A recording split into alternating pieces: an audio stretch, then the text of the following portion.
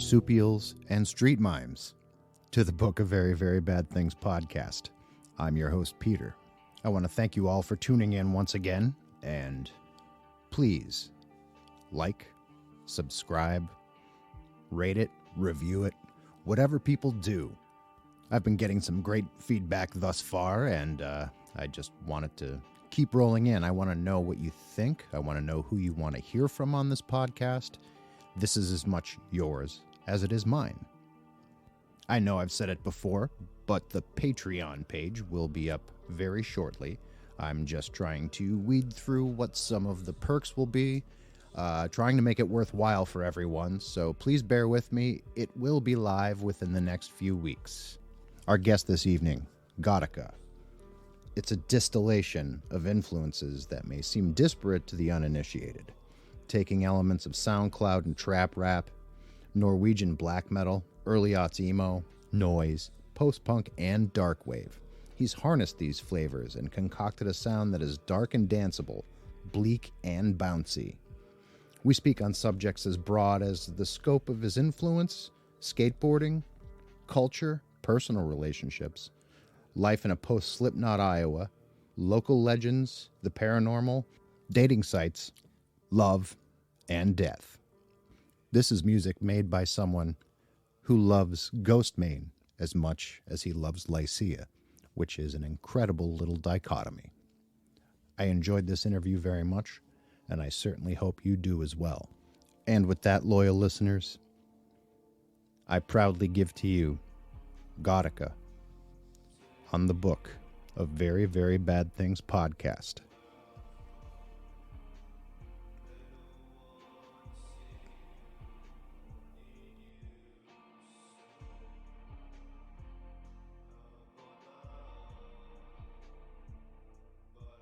So I don't know if you've been paying attention to any of the episodes too much. I always ask everybody, first question, what is it that terrifies you on a mortal, like the most mortal terror you can possibly think? What's the thing you're most afraid of? It's funny because I've been thinking about it like for the past couple weeks because I know you ask everybody. So I got a few. It depends on how many you're willing to listen to, but I would say my number one is probably just like the fear that the reality isn't actually real. Like I feel like life is a simulation, and that shit scares the fuck out of me, honestly. It's like just the odds of everything happening the way that it has just seems so unfathomable. But it's like, how are you and I even like alive people having this conversation? The odds of this all coming together is just so crazy to me. I would say that for sure. Well, that makes sense. I mean, especially with the advent of the Matrix, and then thereafter the whole what is it, the Mandela effect hypothesis. I mean, that some terrifying shit. Honestly. It seems like most people, when I ask them, it's isolation and like oblivion, just being alone is their biggest fear. So that's a different one for me. I'm actually happy to have gotten something that's a little out of the wheelhouse. Yeah, it's a big one. I mean, like, I guess I don't really feel isolation as much, but like, I definitely used to have a big thing about death until recently, actually, because it was just kind of like, damn, what is that? What happens? Does anything really matter? Like, does our lives matter? I don't know. Aside from that, though, I mean, try not to overthink that because it doesn't really matter. And well, there's not a damn thing any of us are going to be able to do about it. So, yeah. I mean, to that end, I mean, you could be as afraid as you want to be. There's not much you're going to be able to do to change it. Right. Outside of keeping it, keeping yourself alive as long as humanly possible. True. Yeah. I mean, there's only so much that you can do. At the end of the day, it's kind of just like, do you enjoy life and do whatever the fuck you want, or do you fucking worry about death every day? You know what I mean? Right. Kind of.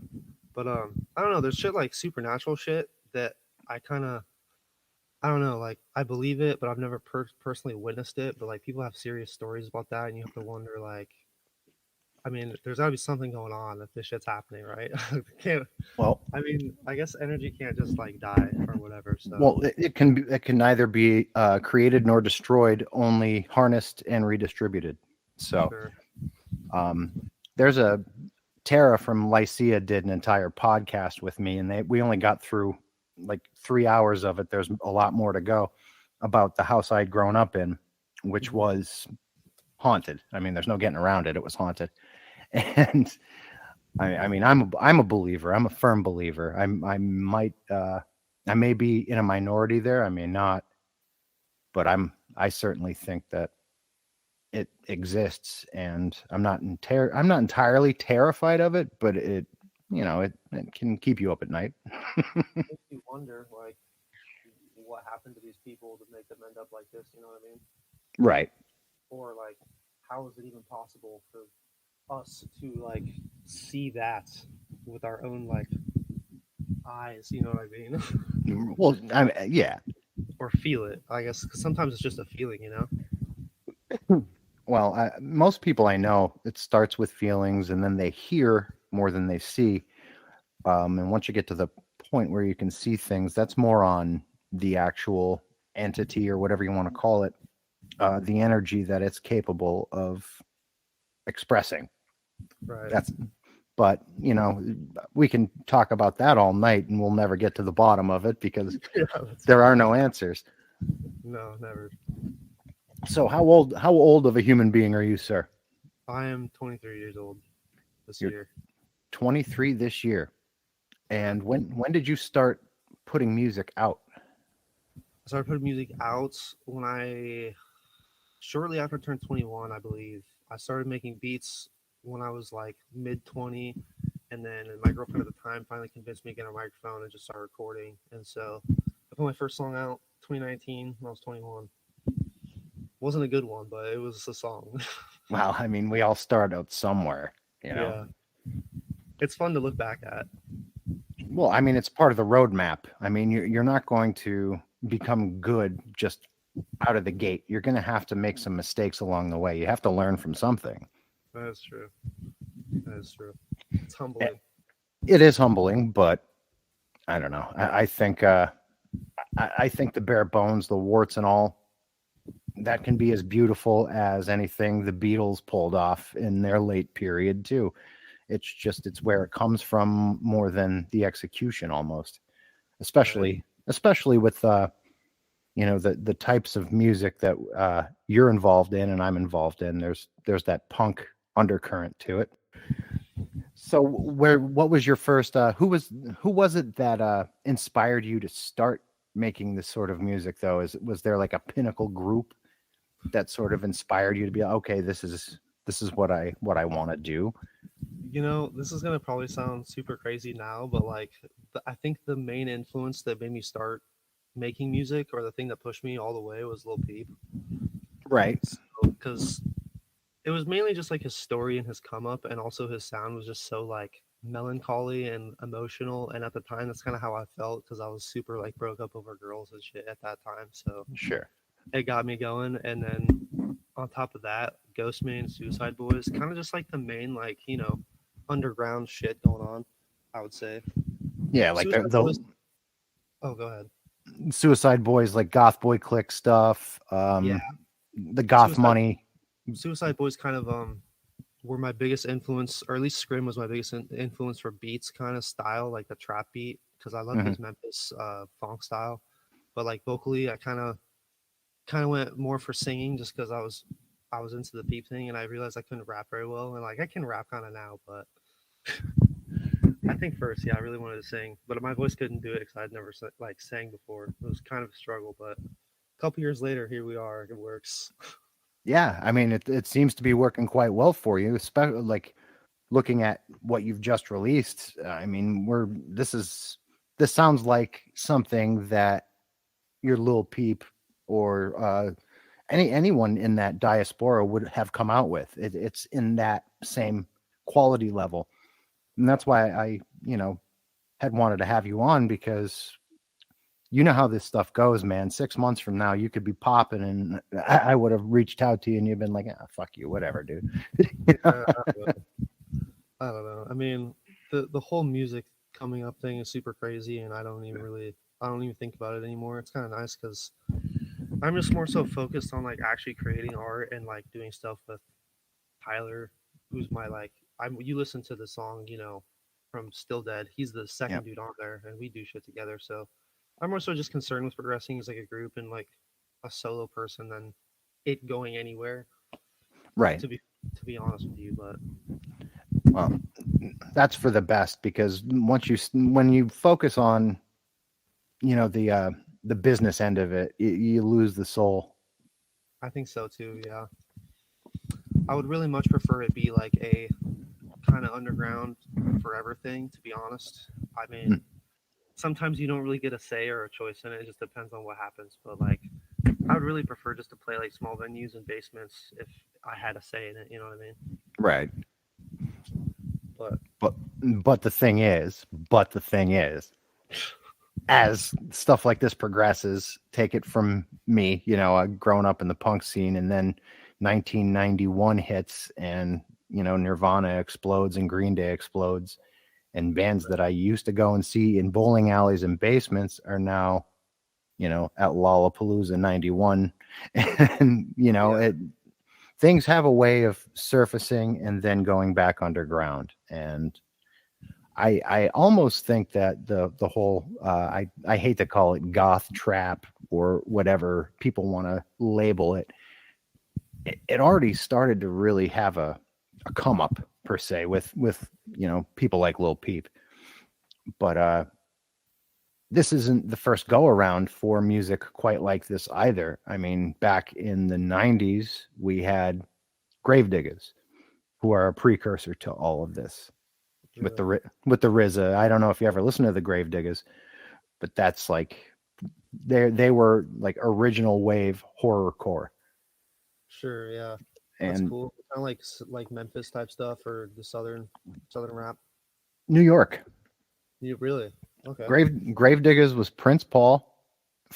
He was a producer. He produced De La Soul, a lot of people in that in the native tongues era, New York hip hop, and the RZA from the Wu-Tang Clan, and a Okay. couple of dudes from the original New York hip hop crew, Stetsasonic.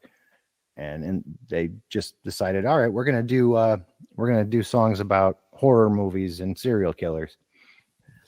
And you also had that same wave happening in Texas with Fifth Ward, Texas, like the Ghetto Boys, Gangsta Nip, South Park Mexican, who he was not a good human being, but Yeah. there was a lot of that sort of thing. And I think with this wave, the wave you're involved in, where it differs is it's more homespun. It's more punk. It's more punk rock. It's vastly more punk rock. Right. I mean, that just goes to show you how much I know. I mean, I don't fucking. I wish I were more well versed in music than I am, but I kind of am just like I have specific tastes, or I just don't find shit that's relevant because I'm pretty slow with finding music. But my I'm influences are pretty weird. I'm also 22 years older than you, so Well, I've had a lot of time to absorb this stuff and geek out over it too. But I mean, it seems to me like you and I do have a lot of influences in common. Lycia definitely being one of them. How did you start stumbling into music like that original, like late '80s wave, like post punk? you know, it was a weird it was a weird time. So I had already made a playlist. I kind of started with Susie and the Banshees and like Skeletal Family a little bit and that kind of stuff, Hmm. and kind of just made a little tiny playlist and never really thought much of it because I was still stuck on rap. And then one day I was just in this really weird mood and just started going through a bunch of like, I think I was looking for like post punk or like new wave playlists. And actually, the song I ended up finding by Lycia that like got me to just look into their entire discography was "Mist" from In Flickers. Yeah, And that song is still probably one of my favorites, but I was just like, this song is good. Let me just look through here, and so I just went through all of Lycia in one sitting, yeah, and it kind of just started from there. Honestly, I think it started with Lycia, the obsession with like '80s and '90s, recently anyway. But that's pretty much it. I was just geeked out one day and just went for it, and it was vibing because yeah. Lycia vibe. Oh God, yeah. And like they are. honestly almost a bedroom project in their way, because a majority of what they do now, especially, is at home. Right. They Once I were found that out, I was so happy to hear that when he was Mhm. talking about how he was like doing it solo back in the day. I was just like, wow, that's so relatable. It's a Yeah, lot more relatable than I thought it was ever gonna be. So it sounds like a whole band. sure, but I mean, you also have to kind of admire the fact that even though he made it sound like a whole band with one guy, he couldn't, go into garage band and pull from sound banks and stuff. Exactly. He Yeah. was going out and doing this with modular synths and like, Yeah. So ahead of its time, seriously. oh yeah, absolutely. And do you think that's kind of, because it seems to me like that's almost kind of the direction you're headed in? Your most recent stuff seems like it's kind of moving away from the more, like, the beats are still there, but accepting the beats, everything else seems more post punk and less like trap Bandy. related. Yeah. Yeah, I mean, I'll still do trap and stuff, but I don't think it's like primarily what I want to be associated with. I don't even really like the name trap, honestly, because it's like Right. I'm not trapping or anything. I don't live in a trap or Right. have ever really been to one. But like, I don't know. I mean, the beats I don't really think about what they are as much as like how they fit a melody or a particular feeling that I'm going for. Hmm. So it's hard to say. I mean, like you and John talked about, the genres don't even really exist anymore. So it's like hard to even place it in an area because I don't Hmm. even know if this last thing would be considered or like compared to or comparative to. You know what I mean? Post punk. Kind of all over the place. Which, would make it rest pretty comfortably in post punk, because that's kind of whatever. You can make it whatever you want, Yeah. in truth. And you can't, like, your Suicide Boys and the other artists we've spoken about. I mean, could they have gotten away with doing what you're doing? I don't know. I don't know either. I don't I know. think that they do a lot of stuff. I mean, they've developed quite a bit. I think they do a lot of stuff, but I think their primary thing is like that hard, like punchy kicks and then like snappy snares type shit, and then the insane raps and what they do. But I think they can do anything. I don't necessarily think that they're gonna bust out a guitar and a bass anytime soon, but No, you never but know, you know? I did see them on tour with Trash Talk, so Yeah, I like, they're playing hardcore shows. They could fit if they wanted to, but I don't. I probably. don't Yeah. know. I don't know. As far as being melodic, though, Yeah. Right. that's the tough part. That takes a pop sensibility that you know you imbue into it, that I don't think most people in your generation doing what you guys do. I don't think a lot of them have that, or can master it, or put themselves in the headspace to actually emote melody. Really. If you catch my drift, a lot of it is very atonal, and what they would consider singing to me sounds like, as take Kid Cudi. I love the first two Kid Cudi albums, but everything he's done thereafter, he sounds like he's moaning. Sure. And I love the guy, but you're not singing, bro. That you're moaning. Yeah. Yeah. And I don't. I don't think that's what you're doing. You know, Well, I don't really know what I'm doing, to be honest with you. That's the fun thing about it. you're not supposed to. Yeah, it's kind of just like I get these ideas. I have these random songs or whatever. I'm like, wow, these sound similar, and then kind of just I'm like, wow, this is actually a cohesive project. Who knew? What the fuck? There we go. That's another thing that I envy about your generation, because when I was your age and younger making music, we had to, or at least we felt we had to, adhere to the strictures of what the scene we were involved in would allow. Right. Like, dude, that doesn't sound like a hardcore song. You don't dress like a hardcore band. That's not, that it Yeah. just, that gets tired fast. That Oh gets yeah. tired real fast. And I think the idea of codified genre, although a lot of people miss it and miss some of the more tactile experiences of, like, going to a record store, picking up a record, smelling it, you know, like that's great and all, but in this day and age, music is consumed digitally. That's what Yeah, that's why SoundCloud exists. It's uniquely digital. It's all digital. And you could just fire through it, and for something to actually catch your ear and hold your attention, usually it has to be pretty good. So that's that's why I'm so confused because like I didn't even ask you to go check out my music at first. You just did it, and then you were like, "Hey, wow, this stuff is pretty good." And I was like, "Oh, thank." I wasn't gonna ask you to listen to it or anything. I'm I a was gonna ask musician. I'm a musician, so I mean, I would love it if every person who listened to my podcast or looked at my social media or whatever would go and check out my band. Are they going to? I don't know. I can't really control that. That's not what I'm pushing anyway. What But my first instinct, if I make contact with another human being and I see they're a musician, the first thing I want to do is check out their music, because that is the direct link to who that person is. that was true. I don't know how deep dive you went with it, but Uh, I basically just hit play and burn through pretty much everything you had on there in maybe like 2 sittings while I was sitting and writing. sure. So I got a pretty broad, yeah, I got a big glance at it all, Yeah. and I can see the progression.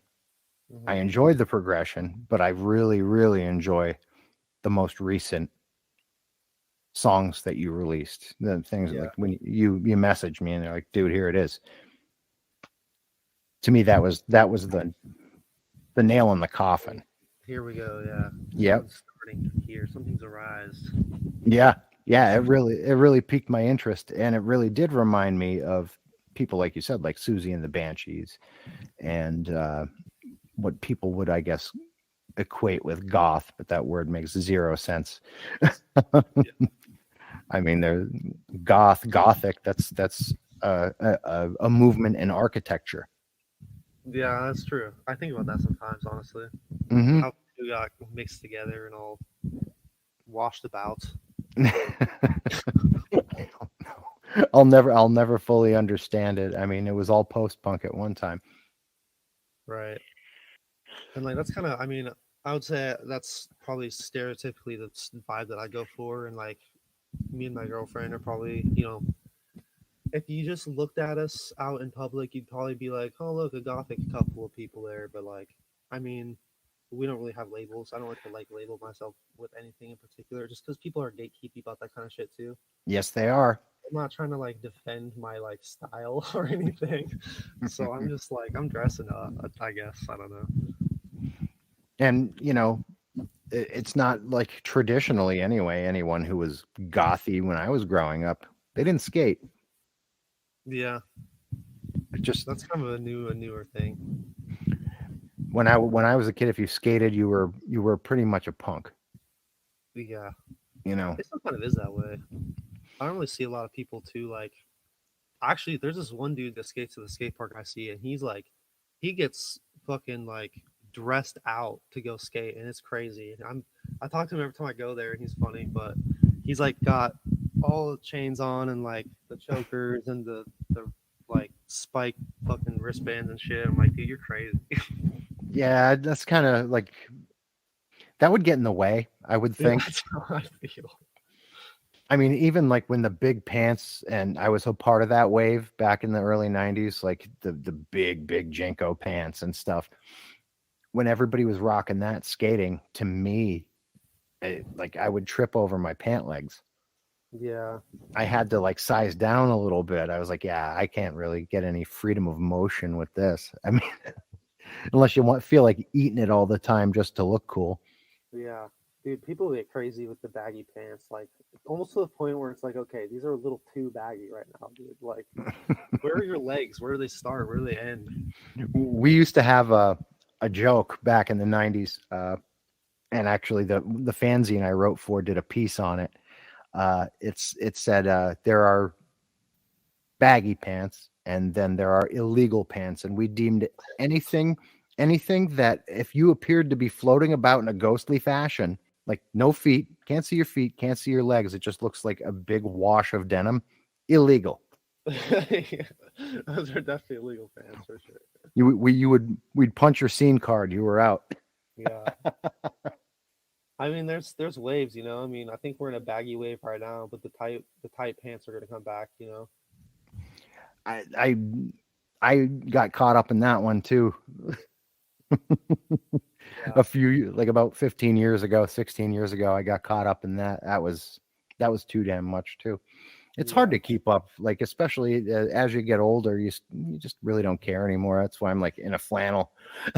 yeah. Whatever. This is how I live now. They have tight pants. Like I used to only be skinny jeans type of guy, and then I started realizing like, wow, that's fucking uncomfortable every single day. Holy shit, I don't want to do that. Like once in a while, you know, fucking whatever. But Yeah, it's kind of difficult to suffer just to look cool. It's not cool. It's not right. yeah, at the same time though, that's kind of what I do to an extent. I mean, like I like doing makeup and shit, which is just innately uncomfortable, especially as somebody who doesn't do it all the time. Like women are desensitized to it because they do it like every day if they are like that, and it's just like when I do it, it's like holy shit, there's stuff on my face, and I have to remember like hyper focus not to touch my face and shit. It's fucking ridiculous. But it's all in good fun. It is, but in the same token, it's not utilitarian. So you will find yourself eventually shedding yourself of all of that just to be Yeah, comfortable. sweats, sweats in a t-shirt, you know. Yeah, yeah, and that wave is coming too. Believe me, we're gonna get back to that. Yeah, probably. It all So comes back around, man. fortunately and unfortunately, do you have any plans on releasing anything physical? You know, I have thought about it, but it's like I don't know how that would be applied because I know that mastering is different for like hard copies, and I barely even can goddamn master for digital. So Hmm. I don't know. I would have to probably have somebody do it, but like when the time comes, I might do like a limited release or something. I think it'd be kind of fun. I don't think it makes sense to do a whole bunch of vinyl or whatever, just because like it's not probably that big anymore. But Yeah, people do like 100 presses, you know, or something like that. cassettes. That's the new that wave is really cresting right now too. People are Cassettes are back into those, oh yeah, and cassettes are fun. you could do that pretty cheaply too. Yeah, I never really actually messed around with like hard copy stuff. If you can believe it, I barely even know how to put a vinyl on a record player and play it. So Yeah, I mean I had to know how to do that shit back in the day. That was what we had, that's true. Yeah, but I'm talking even like the physical component of like a t-shirt or clothes. yeah, So when any you mentioned that, I had thought about it, and I kind of think of it more so like if I did do that kind of stuff, it wouldn't be as much of like Ghautika merch. It would be kind of just like trying to start my own kind of clothing thing. But I don't know if I'm like mentally mature enough to kind of do that shit. So maybe someday. I won't write it off. right. I mean, to if you're being honest with yourself though, if you ever wanted to monetize your brand, that's probably the route you want to take because most most major touring bands right now, their money comes from their merchandising. Hmm. And a lot of these bands that are almost boutiquey in nature, they're selling their shirts like it's streetwear. You know, Yeah. their logo will be involved or integrated somewhere, but it's about the greater piece, whatever the artwork may be. Um, and they go for like these really limited runs of, higher end garments, and it sells through, and you could make a tidy living doing that for yourself.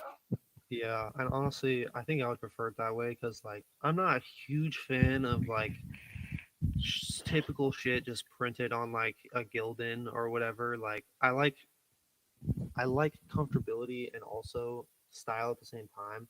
Hmm. So it's got to be worth it, you know. It's got to feel right. It's got to be like something that I would wear because I probably will be wearing it. You know what I mean?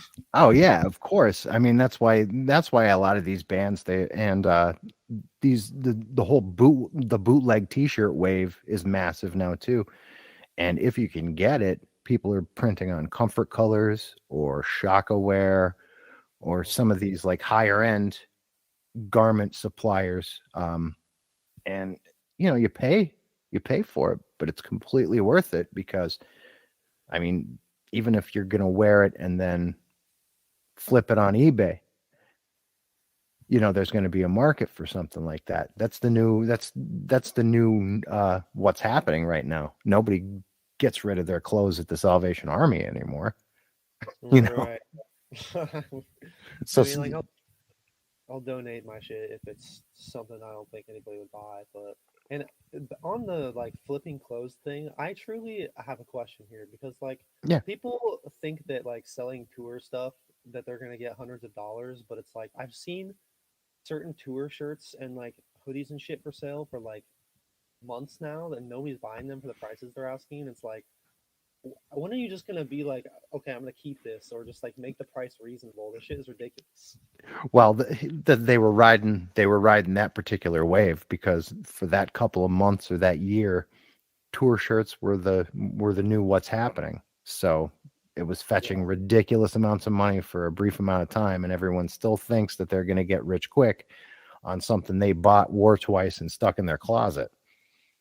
And I mean, see, I've done it myself. I mean, I had an old hand screened Dead Kennedys T-shirt that I got when I was 10 years old, and I was never going to fit into it again. So I threw it up on eBay and I turned around and it sold for like $85. I didn't price it at that. It was an auction, but that's what it went for. And I probably could have gotten 3 times as much if I tried hard enough, but I didn't at that time. I didn't realize there was a market for it. But yeah, like what's going to sell? What the prices that if you want to fetch like a big price, it's got to be something limited. It's got to be something hand screened or something done in like quantities of like 50. But even then, if you're the artist, you're selling it and you're making maybe $5-6 a shirt on it. And then this dick who has like this eBay store where he flips this stuff for premium prices is getting rich off of your blood, sweat, and tears. So there's a negative to it all too, but that's the chance you take. seriously. I just wondered. I don't know. Sometimes people are pretty realistic with prices, and they're not just like $300 for like a piece of cloth. You know what I mean? Yeah. Definitely, somebody's gonna buy that for sure. Well, that's the thing is it going to make them look cool? Yeah, Are they collecting enough cool points by owning this piece of fetish material, whatever it might be? It could be I don't know, whoever's fucking cool now who wasn't 5 years ago and they had some shit out. It's like yeah, I always liked them. Look at this. I have this rare whatever. I yeah. didn't It's buy just it on eBay for three I hundred didn't go to dollars. the tour, but No, but that's not what they're going to tell you. They're going to be there. Oh no, I didn't pay $300 for this on eBay. I was there and got it. Okay, you were honestly, you were 7 when that tour happened. exactly. But I mean, I mean, and how does all this tie into skateboard culture for you? Because it seems like that you spend a lot of time in that as well. like musically, Yeah. or I don't know. You know, skateboarding's been so on and off for me, and it's kind of a like it makes me sad because I've been skating since I was like 10 and shit, and I should probably be a lot better at skateboarding than I am. So at least I think that, but people that don't skate are like, why are you good at skating? What the fuck? And it's like I don't feel like I'm that good. I don't know. But yeah, I don't know.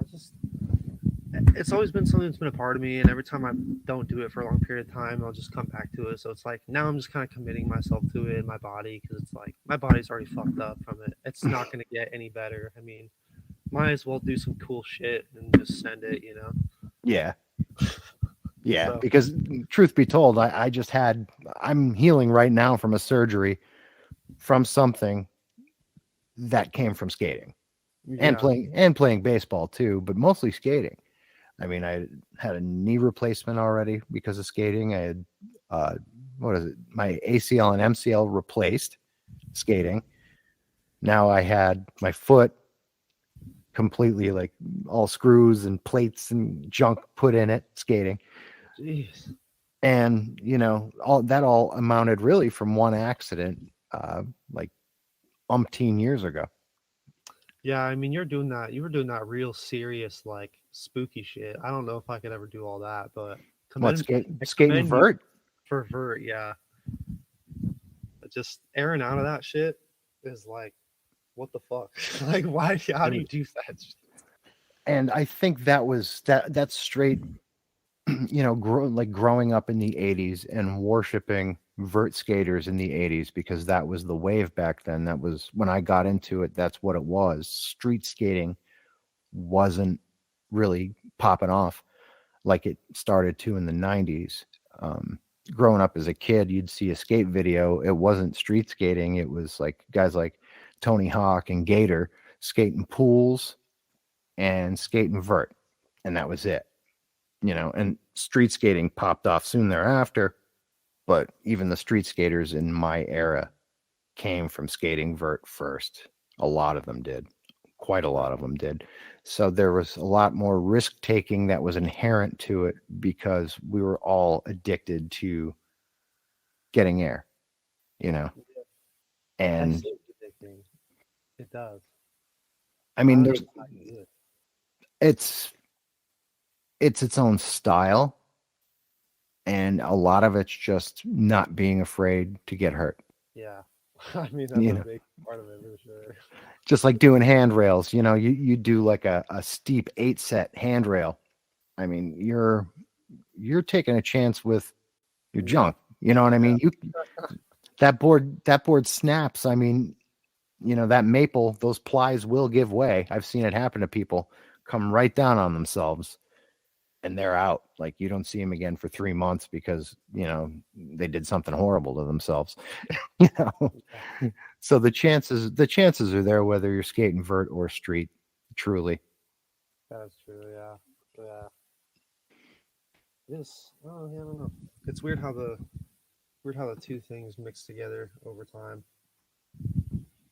Yeah, I Or mean, it all comes from the same place, I think. I mean, the music and skateboarding certainly intertwined. They came from a similar cultural touchstone anyway, if not an actual movement. There was that cultural tie that bound them together, but you didn't really need one for the other. And no. once I gave up skating, it's not like I lost my identity as a singer in a hardcore band. It was the one thing that made me that much cooler. It was gone, and oh well. you know.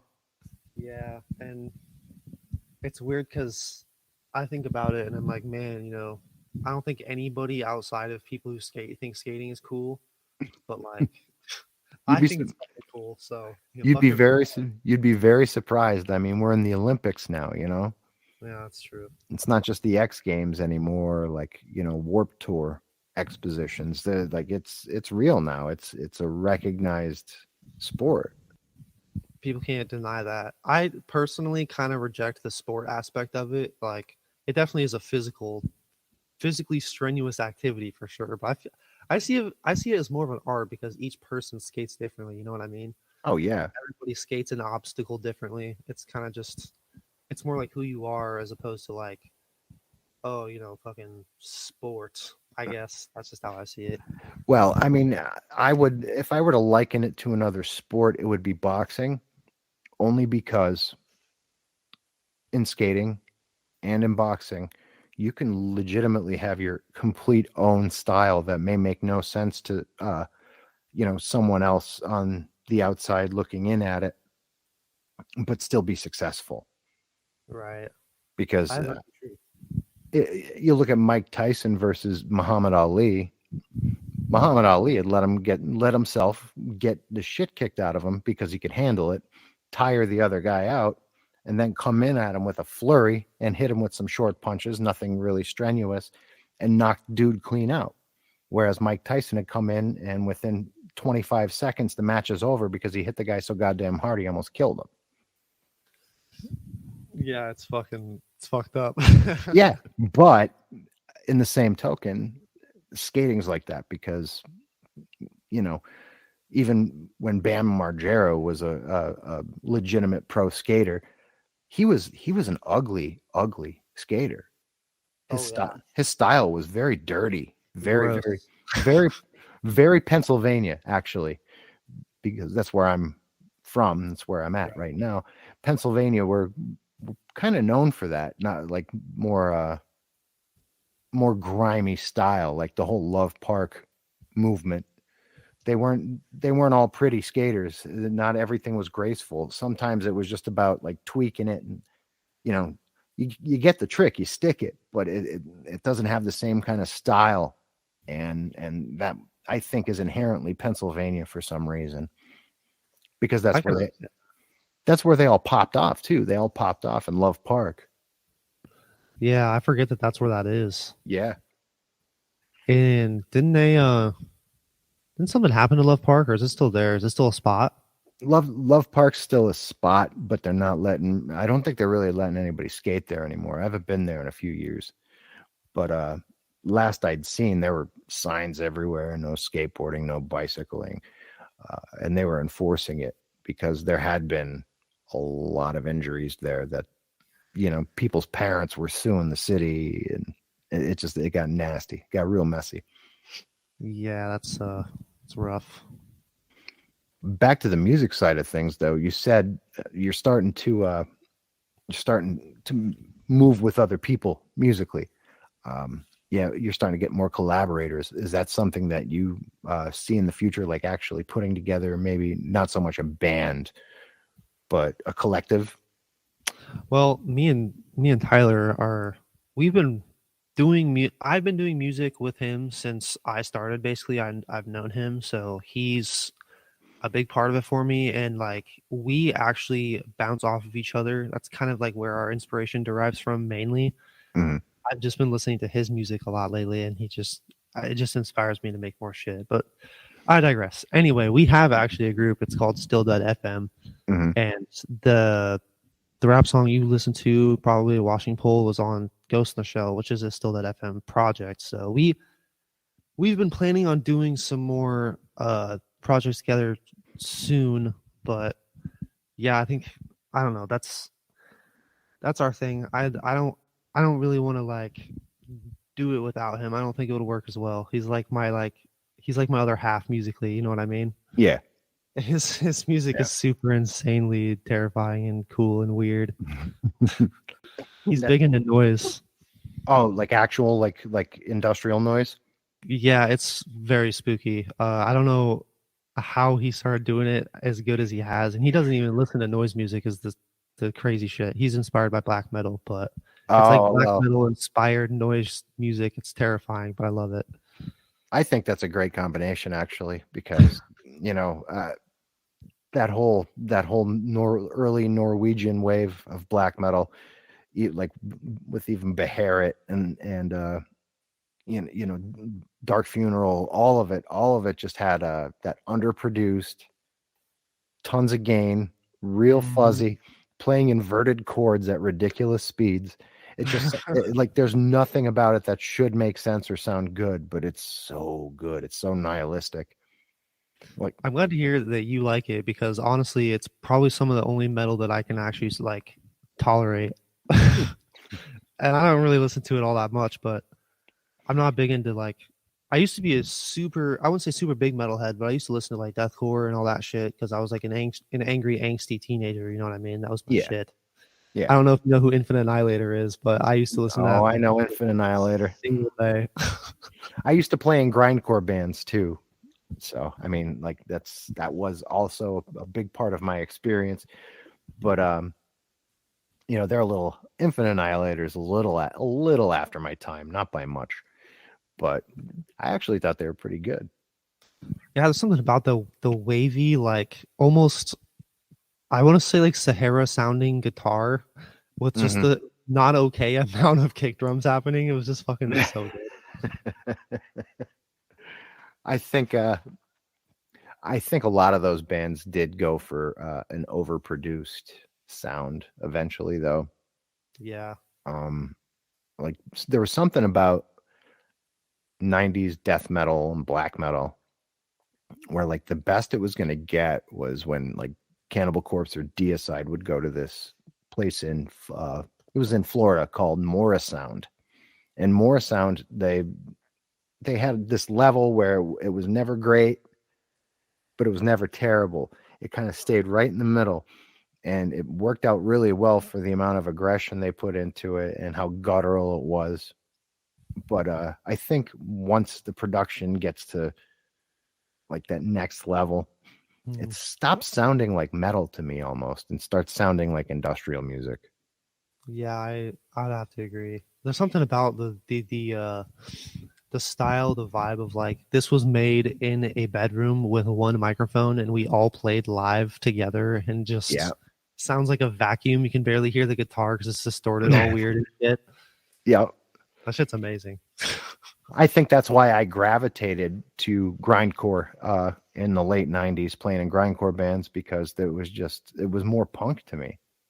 I mean, the band I was in at the time, we wouldn't even record on 4 tracks. We would like drop a mic in the middle of the room and do a demo that way. Yeah. And people were into it. And we'd have these super repugnant, like not okay cassette tape covers of like, my drummer was way too much into like scat play pornography as like a visual medium for the band. It was bad. It was awful. So grindcore, correct me if I'm wrong, is that the kind of the shit where the vocals were like almost like you couldn't hear words, it was kind of just like sounds, like just guttural sounds? It can sound like that depending on what style of grindcore you're playing, because grindcore can be anyone from Carcass to Brutal Truth to Anal Cunt to, there were so many different styles within that wheelhouse. I mean, grindcore pre-exists death metal. There was a time when they just called all of that grindcore.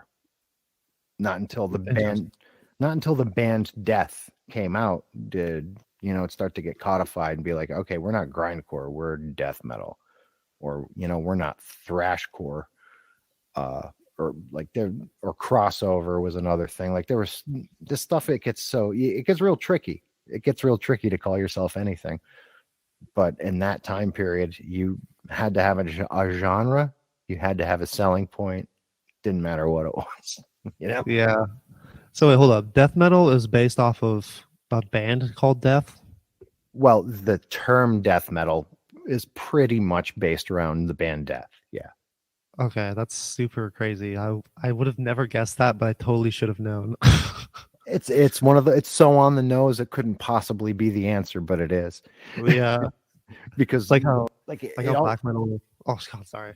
No, that's okay. And black metal is another thing, because black metal, in all truth, the idea of it, the name came from the band Venom. Right. And Venom were a thrash metal band from Britain that were like hella cheesy. Like they were cool, but they were super cheesy. And that's where the term came from, because they had an album called Black Metal. And when the Norwegians got their hands on it, that's when it became a genre.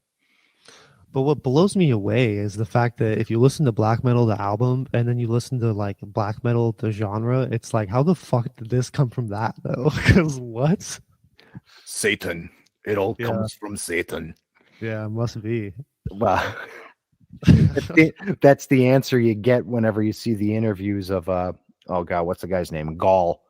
He pretty recently came out as being gay too, which I think is very cool and very interesting, being that his whole mythos, everything about him was just I'm for Satan. That's Yeah. all he cared about. And then it turns out he's a gay artist, like fine artist, and he's a very cultured guy. But that was his move. I mean, hey, they say that Satan is what makes the gays, so Oh, okay. must be what it is. Must be. But I that's another genre that I think fits well with what you guys are doing. Yeah, I mean, I'm like so secondhand inspired by black metal because like what you see in my hand is what I record with. It's Oh, super dude. good, bad microphone. What is it? An SM58? It is an SM58, yeah. I've owned a million. Yeah, they're not good, but it gets the job done. Like my vocals, if you really listen to it and you have an ear for it, you can hear the like feedback fuzz that comes from my vocals and like even my guitars when I record them. But it's kind of, I don't want to invest in a better microphone because I have one that works right now. So fuck me, I guess. Well, I'm going to tell you right now, this one that I'm recording on, I don't know how it sounds to you.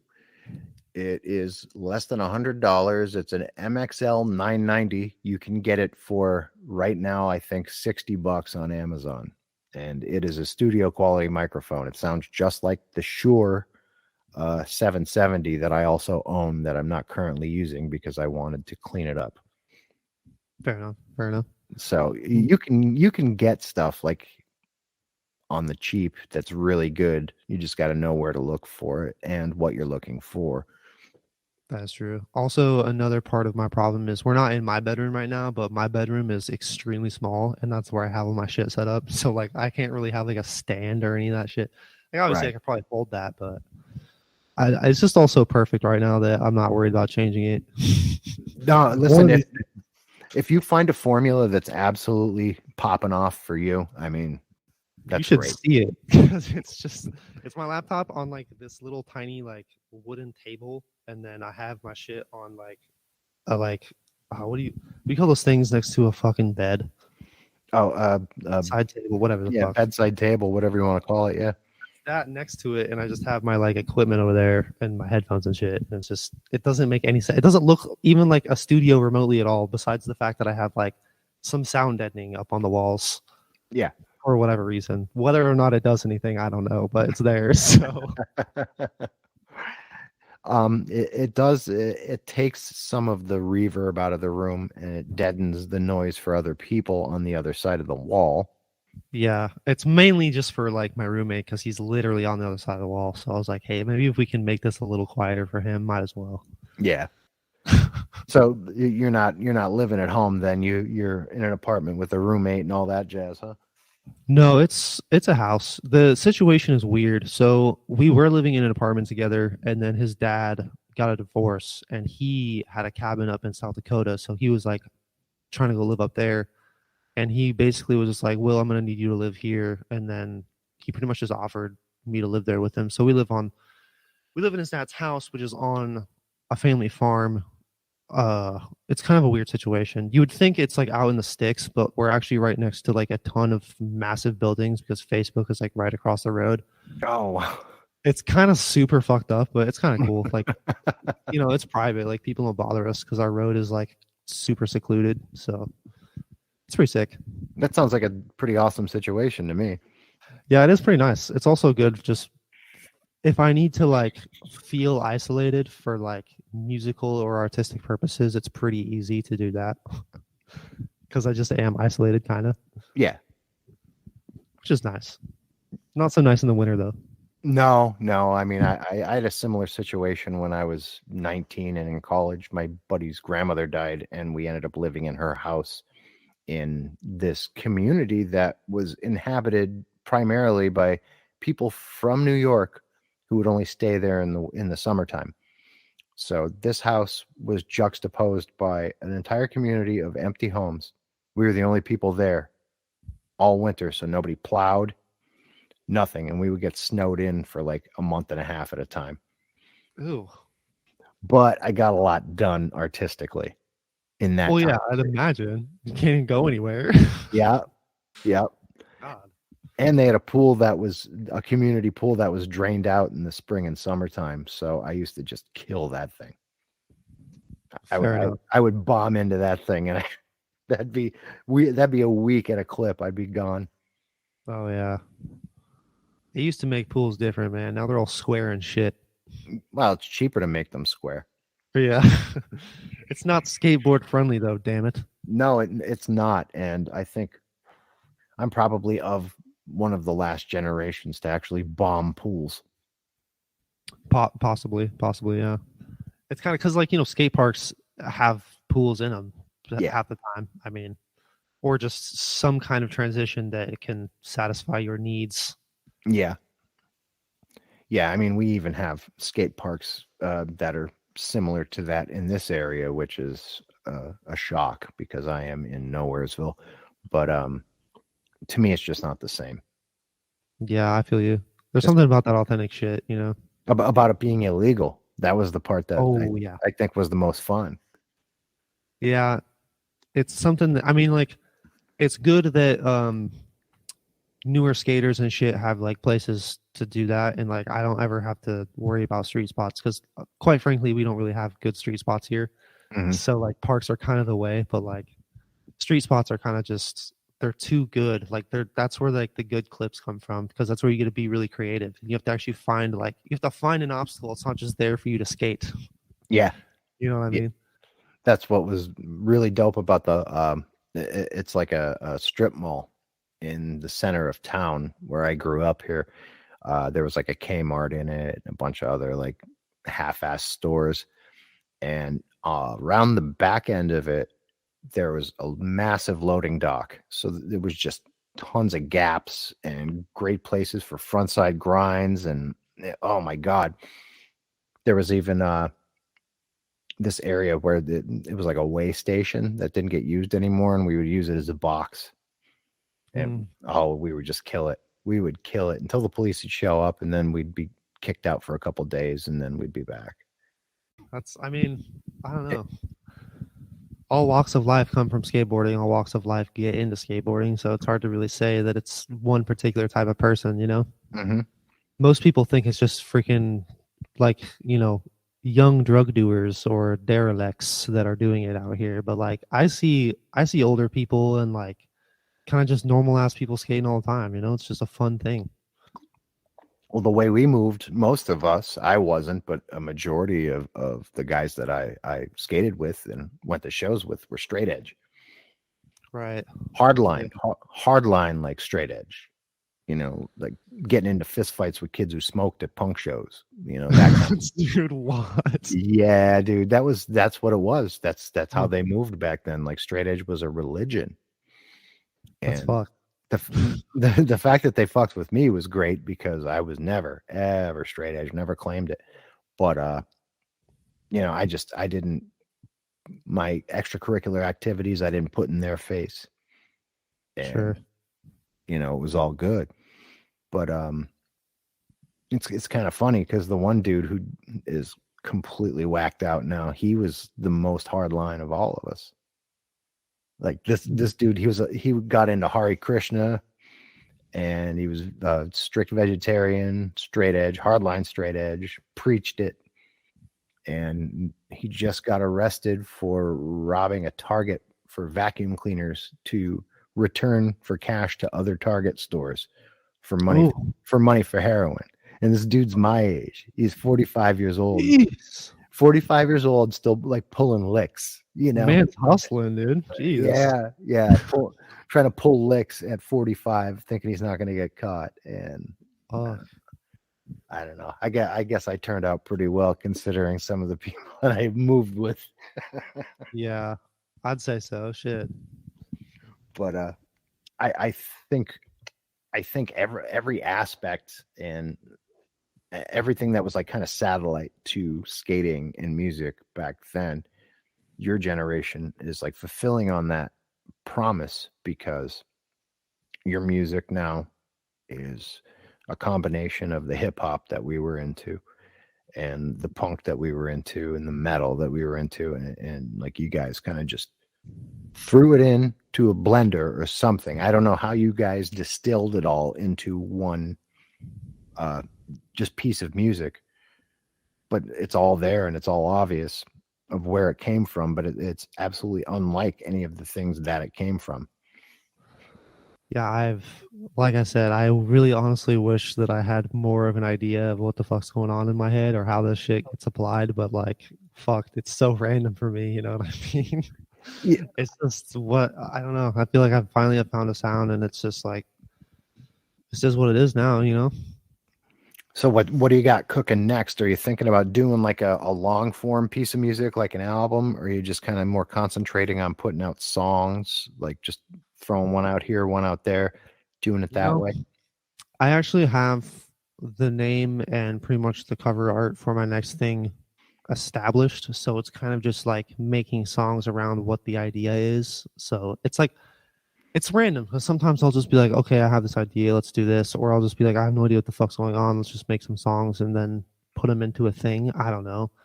It just depends. I feel pretty content with what I just released to the point where I'm kind of taking a little creative break because like I can't really work myself too much or it's just going to end up kind of being like garbage after a while. So like you forced it. Yeah. But I think there'll be a project. I don't know if it'll be an EP or like an album or what, but in the future, and actually speaking of, I need to start actually fully considering putting my shit on Spotify because that's kind of where it counts. And I think I'm at that point where it's like my shit is original enough that I think it'd be fair to put it on there. You know what I mean? Even if it's not necessarily 100% the best mix or master or whatever the fuck. I don't think that shit really matters at the end of the day, you know? Yeah. I think it's a lot more about the idea. I think the ideas are there, so. And that's where you're going to really like, I mean, SoundCloud's a great avenue. It's a great avenue. And I know a lot of people who they'll only release there. That's how they move and that's it. But once you start going to like Spotify, Apple Music, I mean, you're not going to make a ton of money on streams, but you're going to get more recognition. And I think you're going to be able to get a better idea of who's listening and how much they're listening. Mm-hmm. You know what I'm saying? I mean, look at Corbin is a great example. Yeah, I don't know if you listen to Corbin at all. Mm-mm. No, what he's doing, he kind of started out doing more of like a gothy hip hop vibe. Sure. But now it sounds like goth darkwave soul music. Interesting. It's fucking dope. It's good stuff. He's almost like the equivalent of Marvin Gaye covering The Cure's Pornography. Interesting. Yeah. That's very interesting. And like his early stuff, he was popping off on, SoundCloud and Bandcamp, but then once he started moving towards like major streaming platforms, that's when this next movement of his music started to really happen. And now he's moving albums, he's moving units. Yeah, seriously.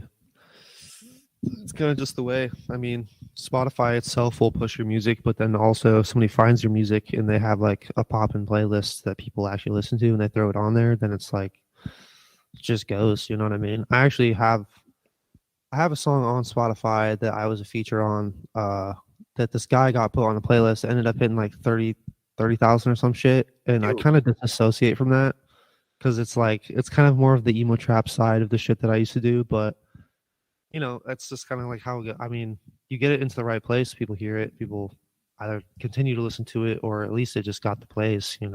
Yeah. And I don't give a shit about plays, to be honest, but I think it'd just be nice to have my stuff on a platform that's accessible in general. You know what I mean?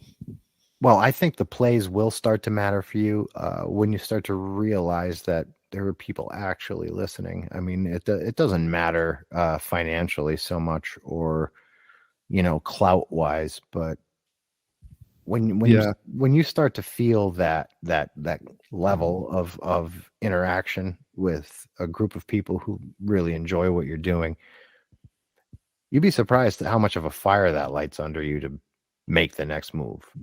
Go Oh on. yeah, no. You know what I mean? I yearn for that moment where I feel like there is actually just people I've never met, or a certain amount of people that just fuck with what I'm doing and like how it is, and not like for any other reason. But someday, look, I mean, look at me. I'm 45. Like I could be your dad, and I'm fucking with what you're doing. yeah, it's how I mean, just fucking music's weird these days, dude. It doesn't even. It can come from anybody, anywhere, anytime. It's weird. It's democratic. It's the one truly democratic thing in our lives is music. I mean, just like you said with playlists on Spotify, I mean, you're going to get more listens predicated on a playlist some kid in Iowa slapped together with a bunch of other happening shit. And other people pick up on that because they could, if you make your playlist public, people could just click on it and be like, oh shit, I like this. I like what he's doing. Let's see what else he's got on here. And it builds from there. That's truly democratic. Did you pick Iowa for any specific reason just then? No. That's really interesting you chose Iowa because that's where I live. Oh, for real? I didn't even. Yeah, I knew you lived in Middle America. I didn't know you lived in Iowa.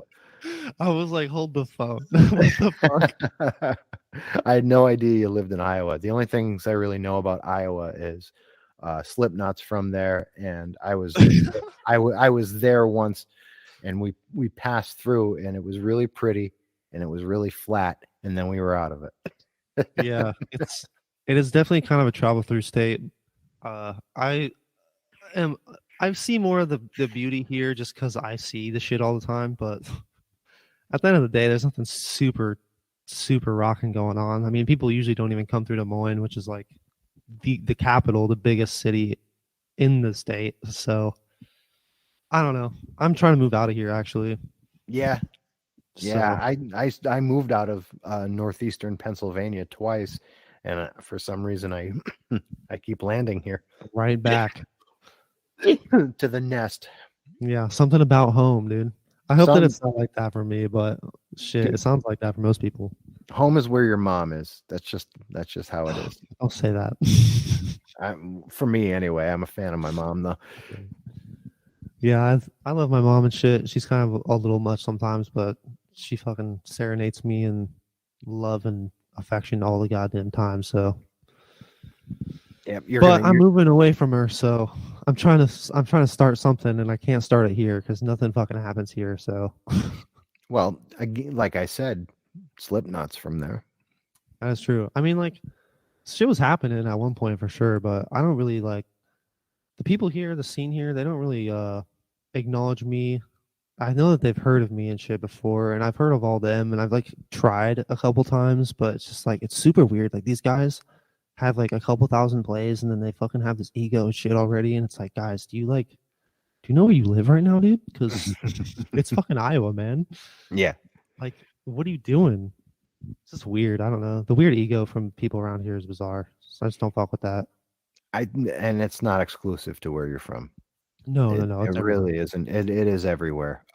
It just so happens that the area I'm from, instead of just being able to say, okay, yeah, Slipknot and like Mushroom Head are from where you're from, but I could rattle off 25 bands from my general area who really made it, and even bands that aren't at that level yet, who are like, they'll play a show with one of those bands. They move like they're already rock stars.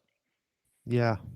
And that's the thing. I mean, like, where you're from, when like people blow up there, it kind of like breeds more people that are capable of doing the same thing. And like we've had people blow up here, sure, and like maybe people do come from here that you just don't know of or hear about, or they just don't associate themselves with Iowa, because God forbid. Yeah. But it just seems like people here are mostly mediocre, and I don't mean to like throw shots or anything, but like shots intended, kind of sometimes. Just because I don't know, like these motherfuckers talk shit on me for like so long, and like I'm trying to do something original. I don't want to fucking do the shit that other people do. That's all that these motherfuckers want to do. It's just, rant over, but just have to get it out. I mean, and I'm not throwing shade at any of the bands that are from around here too that are big, because like legitimately you could walk 3 houses down from where I'm at right now and the drummer of Motionless in White lives there. I don't know if you even know them, but they're Really? pretty, yeah, they're real big. No I mean, kidding. I've known them since they were little kids. They used to come into the record store that I managed, asking me stuff about like old school, like punk rock and hardcore bands. And like they're not even the pinnacle band from around here. Like who is it? Breaking Benjamin's probably the pinnacle band from this area. Wow.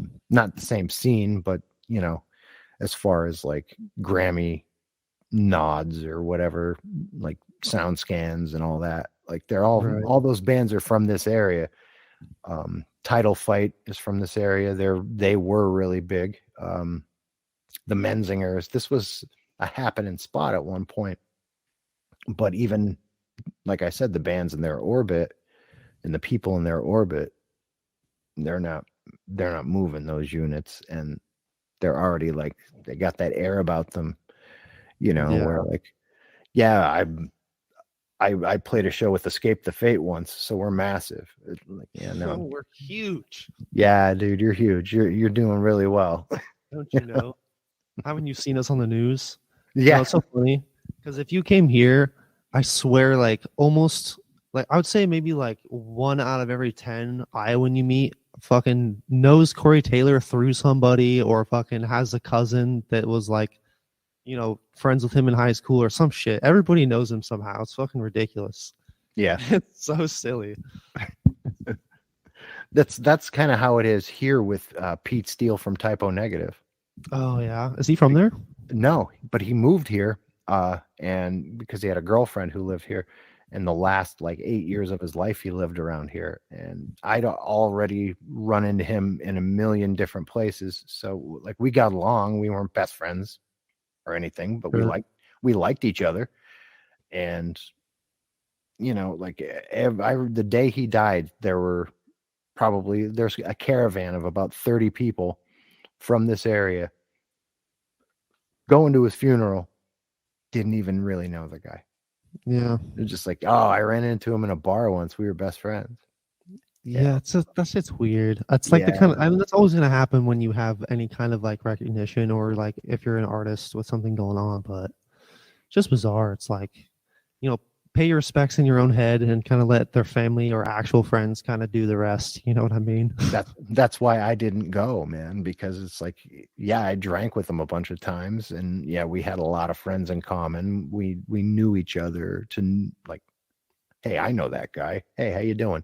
Sure. I didn't jock him or anything, and when the poor bastard passed away, I wasn't going to be up in that fucking funeral home like clout chasing, you know? Right. Yeah. That's like, you may as well just piss on the guy's corpse while you're there, if that's how you want to act, you know? Yeah, like talking to his family, just like they're like, "Oh, how'd you know?" I'm like, "Oh yeah, I got fucked up with him a couple times. You know, super Yeah. cool guy. Love his music." Like what? Yeah, I have a carnivore t-shirt. We're good friends. All Yeah, right. seriously. So where did the name come from? That's another question I wanted to ask you. So, it started out as Lil Moonbeam. That was the first name because I was really on that like emo wave shit. Okay. Yeah. But gonna dox myself here. And then I changed it to Got shortly after, like just GHAUT, which I kind of copped from a dude I used to game with when I was like in middle school, because I was like, this dude is super cool. He just had a weird personality, and I was like, this guy's weird. And his like gamer tag was Got, and I think it's just some foreign name. Like I looked it up one time and on Instagram, and there's a couple Gots on there, but I think it's like their actual name. So I was like, okay, this is weird. Mm-hmm. And then recently, I was like, Got doesn't really fit the vibe I'm hitting now. So I just kind of added the Itka because I was like thinking Magica, and I also had been listening to Ghostemane a lot. So I was like, you know what, just toss that on there. Sounds good. Sounds cool. Yeah. It's not a word that exists, so I mean, it's original in its own facet. But he just did a song with Health, who I just interviewed as well not that long ago. Right. Yeah, I listened to that interview. That was good too, because I was like, I saw Health and I was like, where the fuck have I seen that before? I swear to God, I've seen that somewhere. And I was like, oh shit, Yeah. So I was like, a short interview. I usually listen to them when I'm working. Actually, it kind of like helps me get through it because recently work or music hasn't been hitting right. So the podcast has been a big help Yeah. for getting through my work hours. Yeah, that one I kind of kept it a little shorter because it seems like my podcasts run for like 3, sometimes over 3 hours at a clip, and that could be emotionally and mentally trying for some people.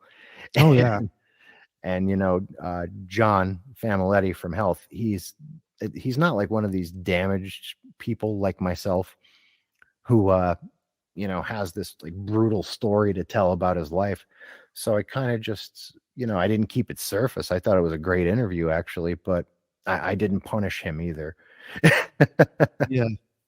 That's cool. I like the ones that are long because like it's heavy and it's deep and you guys like relate super hard. Like Tobias and Nicole, both of those interviews fucking blew my mind. And like just the Lycia interview with Mike and Tara, holy shit, dude. Shit's life changing, honestly. I was actually in tears in the middle of the one with Tobias because his life story is very, very similar to my own. Yeah. And I mean, he's the dude, man. He's awesome. He's a great guy. Nicole, though, she's the one who bailed him out too. Right. I mean, what an incredible story. I'm kind of glad though, for as happy as I am to have those types of interviews, I'm also happy to have interviews with people whose lives weren't fraught with horror as well.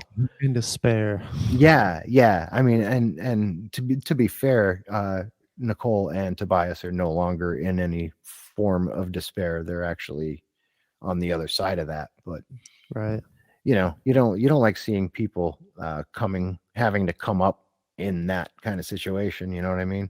No, yeah. I felt like in the Nicole interview, I was getting called out a couple times because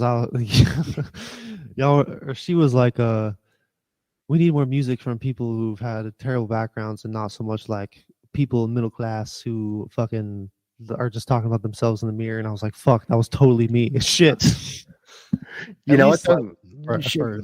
She circled back on that though and did say, I mean, there's nothing wrong with people like anybody creating. Everybody should be creative. And let's face it, you don't really have to be a complete damage case to understand pain. No, because I say this to a lot of people. My personal worst and your personal worst may, on the outside looking in, if you were to compare the two, be vastly dissimilar on the outside, but the way it feels to me and the way it feels to you is exactly the same. Yeah, that's the shit that sucks because like you can't really compare your trauma to other people, but at the same time it can be humbling in a sense of just like, people do have it harder. Like I should be able to get through this type of thing, but also you can't compare it because it's like it hurts the same for everybody. You know what I mean? Life just sucks sometimes. Well, my assertion is you can compare it all in the fact of how it affects you. Right. You know what I'm saying? I mean, you could have like, the child molester in the family, or you could have just had your favorite uncle die. And they're both awful. They're both equally awful because of, you may have nothing else to compare that to. So that's your personal worst and that's your personal worst. And you may not be able to relate in the circumstances, but in the way it affected you, you can. Mm-hmm. You know what I mean? So pain is always relatable. Trauma is always relatable, and we all have it. Yeah, and that's the kind of shit they teach you in like therapy and stuff, which I think is super, super good. Yeah. I mean, just realizing that you are worth having emotions and having anybody give a shit about you is a big deal. Yeah. It's something that a lot of people kind of struggle with. So it's actually just recently started getting better for me. I mean, I still, I'm not clean by any means. I don't like abuse really. I just smoke weed every day. I guess that's probably not a good thing, but it hasn't affected me mentally as bad as it used to. And it's just, I've noticed my own kind of like comeuppance into acceptance of life. Because I used to just be like, oh fuck everything, I want to die, like life sucks. But it's like, what's the point of that? You're alive, you know what I mean? Just fucking live. Yeah. Jesus Christ. Yeah, I mean, it's there for you for the taking. You just take it. Yeah, exactly. There's no point just sitting around and wallowing, I guess. But I digress. Hey, man, whatever way you find it, too. I mean, you could go to therapy, you could write, smoke weed, whatever gets you over that hurdle to your next thing. You know, I mean, it's all equally relevant. Mm-hmm. Honestly, if anything, weed anymore is kind of just like it keeps my anger bullshit in check, because that's the one thing that's like fucking wow. Like, I don't like getting mad at dumb shit, but I will get mad at dumb shit, and that kind of keeps me from doing that. So that's, if anything, that's what I use that for. But that's also called being in your 20s too. Oh yeah. I notice it so bad sometimes. I mean, when I was in my 20s, I was beyond angry. I was beyond angry. And, you know, at the point I'm at right now, for the life of me, I can't even remember what I was so mad about. Right. Just dumb bullshit, you know? Yeah. I mean, the things that I was passionate about then, I'm still passionate about. I'm still passionate about animal rights. Still passionate about, you know, acceptance of the LGBTQ community. Passionate about anti-bullying, because I grew up bullied my whole life when I was a kid growing up around here. If you were even a hair strange and I was a punk, I mean, you were fucked with royally. So there was that to contend with. So I had anger from that, and you reach a point when you age a little bit more and you're like, why would I even be angry about that? Those people were so uncomfortable with themselves that they had to abuse me to make themselves feel better. Exactly. Yeah. I mean, dare to be different, and God forbid, because normal people don't like different. Sure. Especially around here, different could be something as stupid as skin color, and then everybody's uncomfortable and makes weird remarks, and it's like, oh my God, why are we still like this? I mean, I have a neighbor that can't stand my wife and I because she's not white. You know, I mean, fantastic. But I think there's a lot more jealousy built into that than people realize too. Yeah, or just it's just ignorance, and like blissful ignorance. You know, they don't care to like really learn how the fuck it doesn't matter. You know what I mean? Like, they're not different people. They're exactly the same. You just have this weird prejudice for no reason. I honestly see it as almost a form of jealousy, in my opinion, because, you know, where does the impetus of racism against African American people come from? Where does that begin? It's this sideways belief, this thing that they think that there's this mandingo complex that they all have, where black men, they can outperform me sexually because they have bigger penises, or, you know, they're more physically fit than I am, and, you know, that's because of this, and that's why I don't like them, and they're trying to take our women, and, you know, that's where a lot of that really comes from. You know, that that actual feeling of inferiority. So the way they counteract it is with making themselves feel superior. Yeah, the lie, the old white supremacy lie. Yeah, exactly. Like, we're superior at anything. Come on now. Please. Come.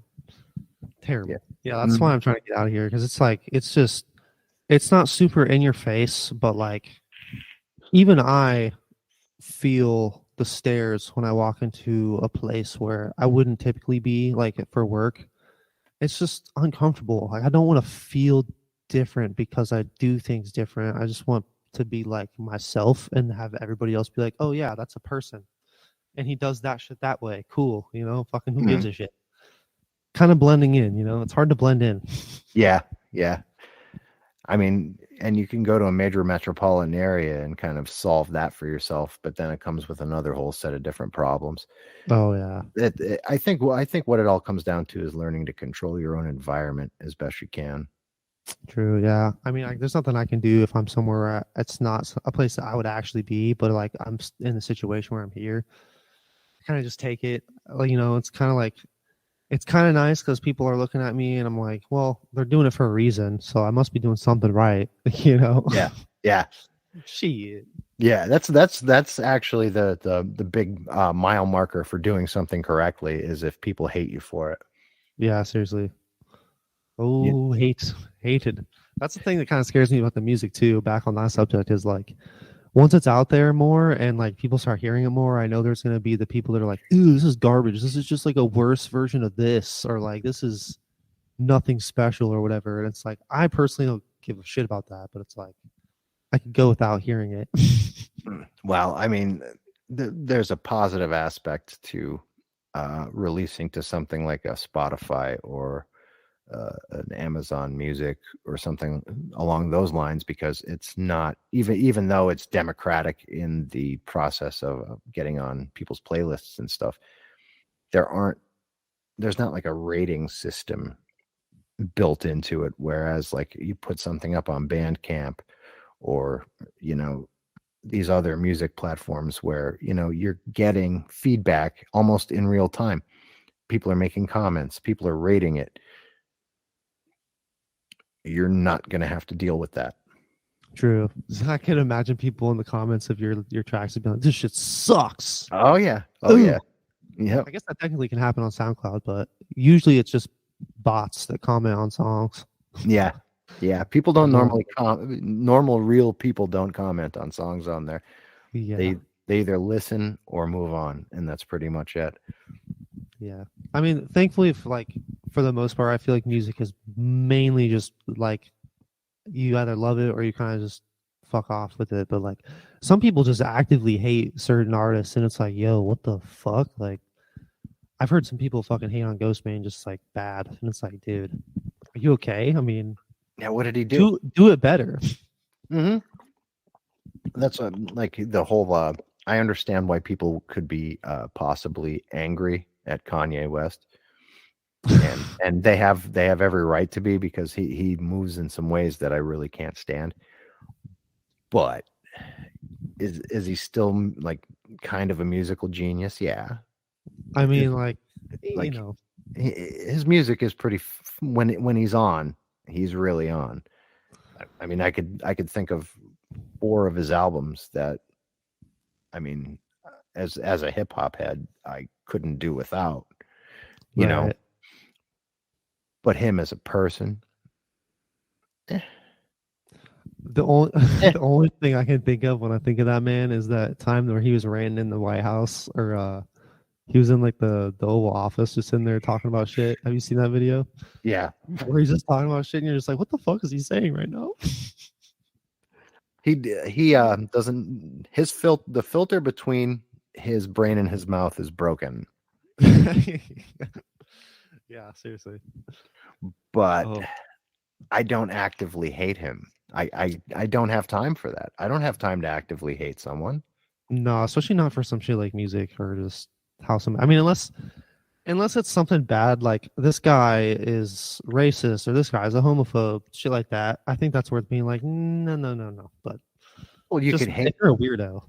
You could call him out for being an asshole. You can, all right, listen, I'm not going to feed into your ego by commenting on what you do or giving it my money or my time. I mean, and that's really the way to get somebody, is to not pay attention to them at all, but to hate them in any degree. You're feeding almost the same mechanism that liking them and showering adoration on them does. I suppose it's fair. I mean, there's got to be a point in fame where like you're getting just as much love as you are hate. So it's probably like, as long as you're getting both, shit's kosher. Well, you're getting that energy. You're getting energy from people regardless. And hate can build notoriety. Yeah, I know. No press is bad press, they say. No, absolutely not. So, I mean, the lesson you could take away from that is whatever you do, just do it all the way and be as loud and boisterous about it as humanly possible, and people will come. Yeah. If you have the balls to be that way. Yeah. I'm a little too kept to myself to be a loud individual. Well, I think what I'm trying to say with that though is even though you're not a loud, boisterous individual, what you bring to the table, do that to the maximum. Sure. That's all I'm saying. Not Yeah. necessarily go out and ring your own bell all day with a sandwich board on your body saying the end is near. Just So, I mean, you know what I mean? Just go out and do what you're doing to the nth degree. You take it to the highest logical point you could possibly move at and resonate at, and do it that way. right. And people will come. Yeah, I mean, do what you love for long enough, and something's gotta happen with it, right? You're going to be somebody's genius. Believe that. Me? Absolutely. I like what you do. So, I mean, imagine 3 years from now, you're just keep moving the way you're moving. You keep resonating at that same frequency, pushing the same amount of stuff out, doing it the way you want, and people will notice. I guarantee it. Time will tell. Sometimes I think that I've been doing it for a super long amount of time, and it's like in the scope of all time, a couple years isn't really shit. So, I mean, there's time to go. It's just, I'd like to start shit, when I'm young. Well, as old as I am, and I started making music when I was 13. So 32 years of making music. I'm not a rock star. I'm not rich, but I'm not. Is that what you wanted, though? Yeah, that's what I wanted. That's originally not to be a rock star, but to make a living as a musician. Yes, that was what I thought I wanted. Now that would not fit into my lifestyle because I have a small child again, and I'm married, and I kind of like my married life with my little boy and coming home from work every day, do my podcast, kiss the baby. I couldn't really do that on tour.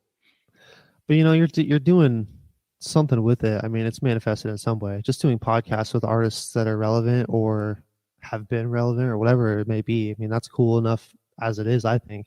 Mm-hmm. Aside from music, Yeah. And I get to put my own music in it occasionally too. So with all of that in mind, and this being the new world with the computerized, digitized way we all interplay with one another with music, is there a future for you in the live setting and playing shows?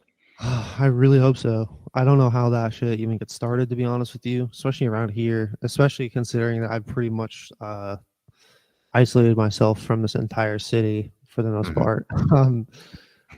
You never know. I mean, it could start at any point. I would love to do shows. I mean, I would just do basement or anything, and honestly anything.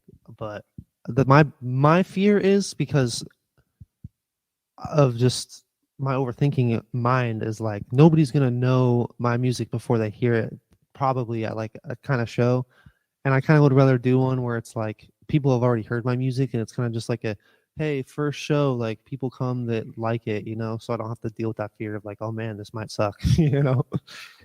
But, I mean, that's always going to be a part of it though. That's always, I know. That uncertainty is always going to be a part of it. Are these people even going to care? Right. And it's if they go to a show, it's I hope that they give a fuck. Another thing is too, that's an option is opening, but that's equally as man, these people really aren't even here for me at all. So they don't even give a fuck to hear this shit. But if you win them, it's all the sweeter. Oh yeah, that's true. Because I've been in bands and opened for bands way, way, way bigger, and I've won over crowds in those situations, and it's actually better than headlining a show. That's fair. I can see that. Takes because a little bit more effort. you're taking somebody else's crowd from them. Yeah. You And I know mean, what I mean? everybody's there to vibe, so it's like, if you get them to vibe, then you got the right shit going on. You know what I mean? Mhm. Or I guess not every show is vibes, but the ones that Well, are vibes. well, I mean, every show is in its own way. I mean, as far as what you do, I don't really have a basis for comparison because a majority of the music that could be construed as being like yours, they ended up always playing with bands like Turnstile or a comparably sized hardcore band like Trash Talk, and it was always a mixed bill. You know what I mean? So you don't really know who's there for who, but it all seems to work out. I've never been to a show where it was basically just your genre.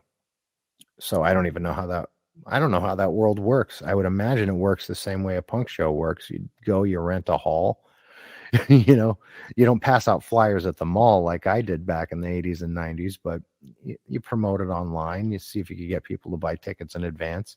You pay the hall off that you rented, and there's your show. Right. I mean, it's all within your grasp. It's just a matter of like building your own scene. Yeah, and I feel like at this point I just need help with it because I have the means to do it. I have music that's good. I'm willing to.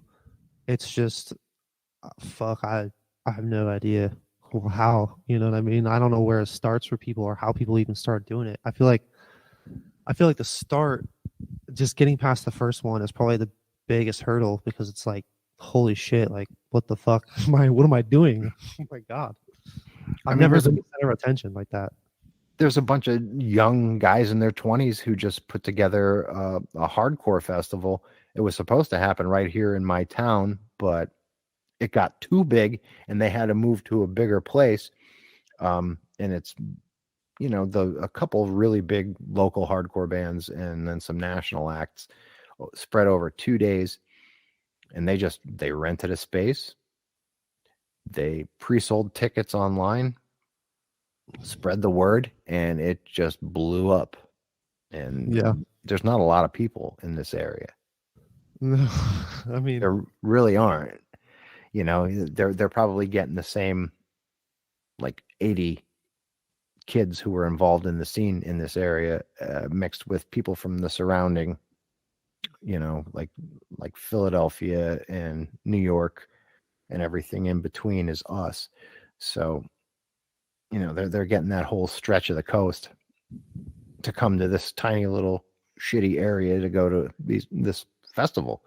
And right. if you move like that, you kind of can't lose. You just have to find other like-minded musicians that want to play a show. That's true. I mean, another way I thought about it too is I don't really care to necessarily do things where I'm at. I'm kind of more so just focused on creating, and hopefully when I move out of here and I'm in a place that's a little bit more lively for music and is also a place I've never like met anybody, don't have any enemies, whatever, it'd kind of be a lot easier to kind of just jump into it there if it were possible. I mean, I would like to try more in that kind of environment rather than here where people know me and they only hear me on the music and they don't hear the music. You know what I'm saying? So are you contending with people who have like a personal, beef with you specifically, that's outside of music, and that's something that you're trying to avoid as well?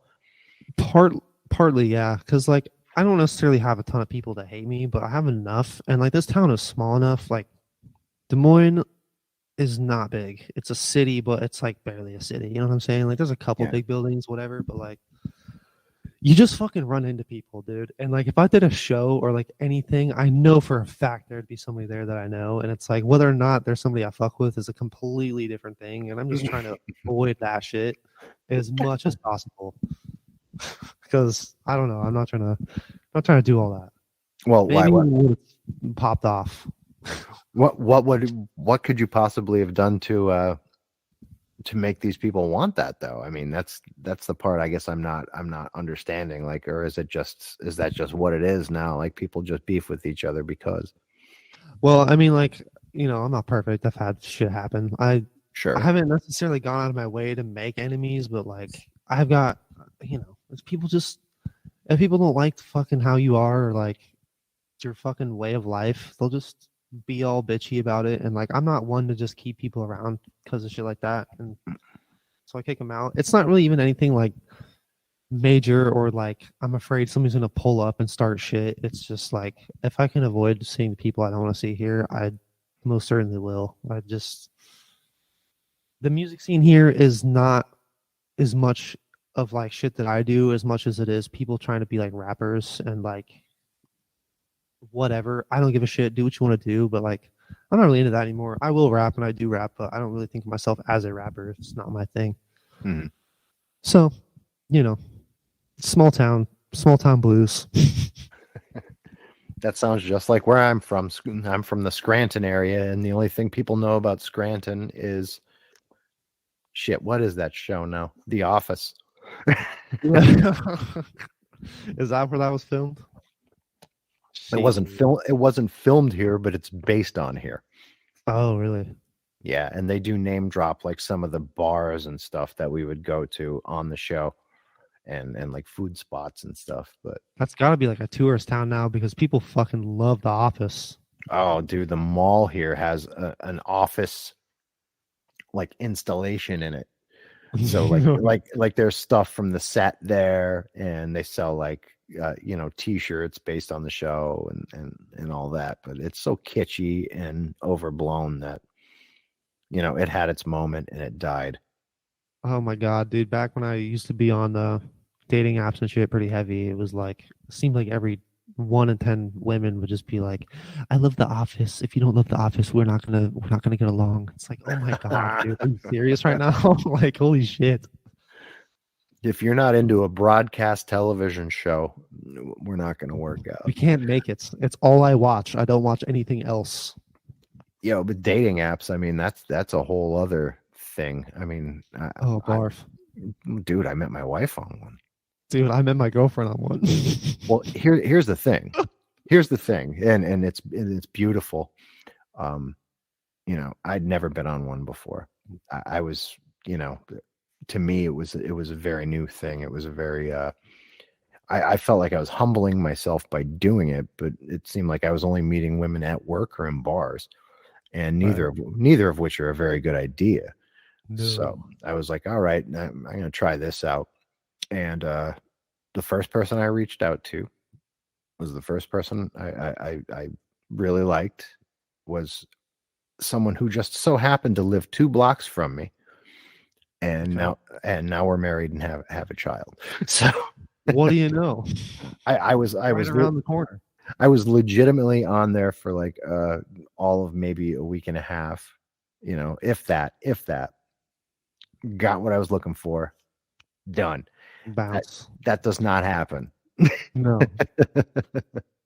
It's crazy. Like people get married off the shit now, and it's like you don't even really want to admit that's where you met, but it's like, we used to lie about that shit. Yeah, I bet we did. We used to lie about that shit. We had like a concerted effort to be untruthful about it, but then in our wedding, I was pretty. That was like a part of my wedding vows. You name drop the old Tinder. Yeah, well, no, okay, Cupid. That's where we met. All right. It wasn't even like because Tinder, at least back then, that was for hookups. Oh yeah, no, it still is. Oh, okay. I was gonna say that's. I mean, something might come up from Tinder, but it's not going to be anything good, probably. So that's how you met your girl then too, huh? Well, I got banned from Tinder, and so I ended up on Bumble, and she also got banned from Tinder and ended up on Bumble, and we just so happened to meet up on there, and then it was kind of just like I met her, we started talking, and it was like, okay, I'm not gonna fuck around with anybody else. It's kind of. How do you get banned from Tinder? It's a long story. Basically, I said some choice words to a girl that had really rubbed me the wrong way, because we matched on Tinder. Long Mm, story short, we ended up dating or whatever the fuck, and then she like disappeared. She turned into a ghost, yeah. wrapping back around to the ghosts. And I was like, fuck you, you fucking piece of shit. And she reported me, and it was fucking, that was it. Wow. Yeah, I know. It was pretty easy, actually. And you Yeah. don't get a appeal. You don't get to appeal that. No, it's it. You're done. Permaban. Wow. Yup. So that's gone forever. But I don't need that shit. No. I think that whole wave is pretty much dying now too. That's rotting on the vine. I don't think people are really messing with that like they used to. I mean, it's mostly just people like going on there for physical relationships, and like I could give a fuck about that, to be honest with you, at this point. Yeah. I would rather have connection with somebody than like be like, oh man, I want to fuck like twice a week, be over here Wednesdays and Saturdays, bitch. You know, I don't give a shit about that. Yeah, that gets empty quick. I've already had my time with it, and I'm 23, so Yeah. I don't even. I don't know how that happened, but. So I guess in closing, what I'd like to get you to sort of drive home to everybody is kind of what your mission is with this music, and where the best place they could find it is right now. But let's start with the mission. What is it? What is it you're trying to drive home with this? I honestly just think that it's just like my like soul in sounds. Honestly, it's like what goes on in my head, or like what I hear. It's just how I kind of perceive life, especially in the lyrics. And it's gotten a lot more like out of this world lately with the writing, and I don't really know where it's come from, but I just think it's like soul release. You know what I mean? Like it's my art, because I've always been into art, and I can't draw anymore. It's not my thing, but like something about music, just making a cohesive thing just feels so good. And like, it's something that everybody can kind of get into. So if people find it and they get down with it, I'm cool with that. But if nobody does ever, I'm still happy with it because I love it. You know what I mean? Mm-hmm. It's basically all there is to it now. I mean, I just want to keep doing it. I think it'll go probably for as long as I'm alive, hopefully. And best place to find it is SoundCloud, Ghautika, Ghautika. Hopefully, I might actually look into it when we get off the phone here, but I do need to get some shit up on Spotify. So I'm going to look into like DistroKid and what's up with all that shiz after this. Well, honestly, you don't even need that, but hit me up when we're done with this. You could hit me up, and I'll kind of walk you through it. It's a lot easier than dealing with a middleman. So you can just do it yourself too? Yes. Oh, well, say less. Yeah. You don't need to deal with anybody else, because that's just more hands in your pocket. But that's true. So you don't really have a maybe a core message is a poor choice of words, but if you could kind of distill everything you're doing into like, one, not word, but one sentence, one kind of core principle, what do you think that would be? I would probably say, I guess the most relevant thing for me and what like I realized lately is just like, don't wallow in sadness. Just fucking find shit you like, and even if you're sad when you're doing it, just like try and get out of your head. You know what I mean? Because I fucking have been stuck in my head for years. I didn't work. I didn't do shit. I literally just existed as a person. Every single day I woke up and I was like, fuck, I'm a piece of shit. And then I just kind of put that feeling and shit into music, and that's kind of where the sound is from. And that's like, I still do that. And when I write, like, that's kind of where my head's at. So just like try and exist. Get yourself out of your funk. Do whatever the fuck it takes. I don't know. So it's a positive message then. It's about I suppose it's a positive message with a dark theme. Well, I mean, most positive messages are encoded in dark themes. So it's my favorite. I'll say my favorite lyric recently, and I know you've heard it because it was on the Sunless.Realm, but like said, "Smoke until the day is gone. Did you find yourself having fun?" I think that shit's fucking funny because that shit's so real. It's like, yeah, some people just smoke the day away and just try not to exist, but it's like you exist. So I mean, if smoking fucking helps you get through the day, that's cool. But like, if it's a negative thing for you, then realize that and try and move on. Figure shit out. I don't know. Just don't wallow in your own self pity, I guess.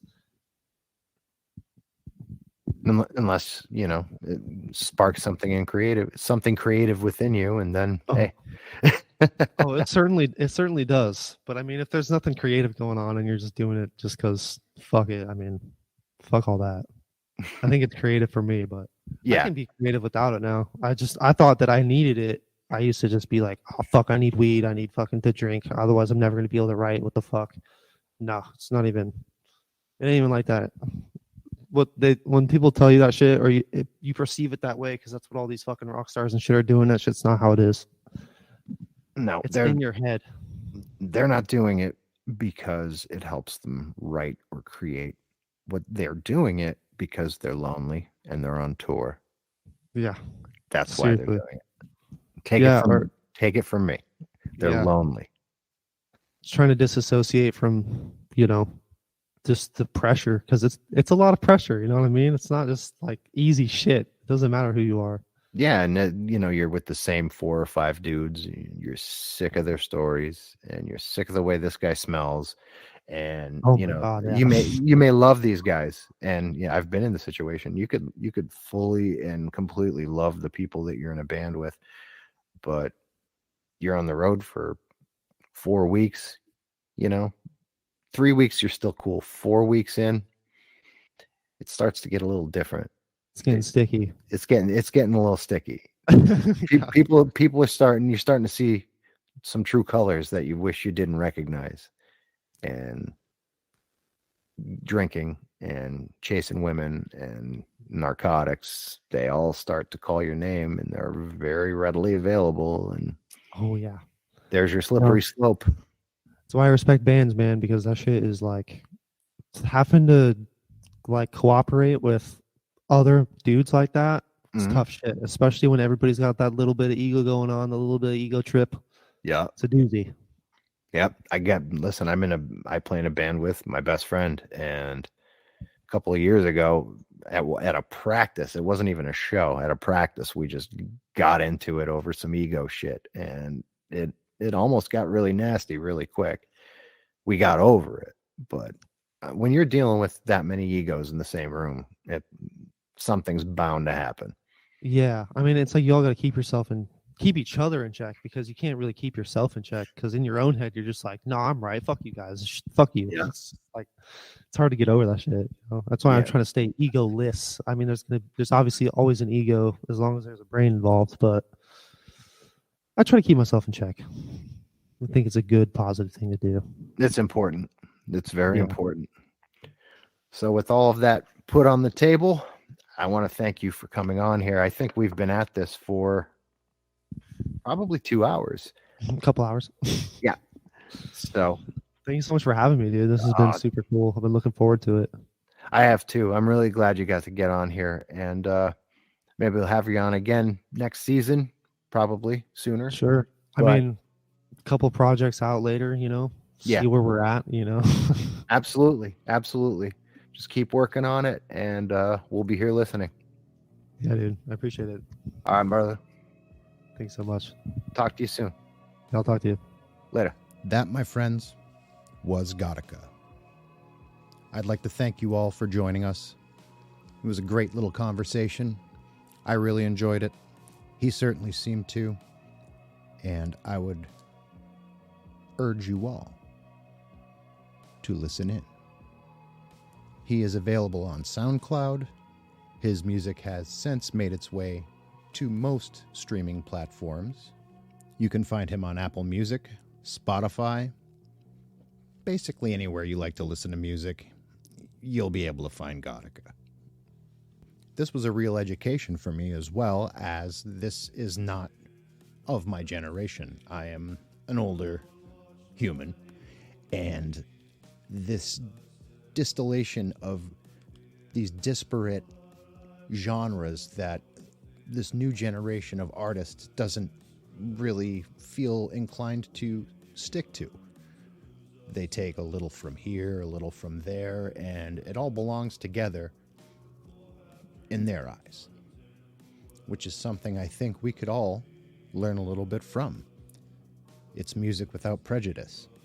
I mean, where else are you going to find someone who loves Lil Peep as much as they love Lycia, as much as they love Ghostemane, as much as they're into Darkthrone?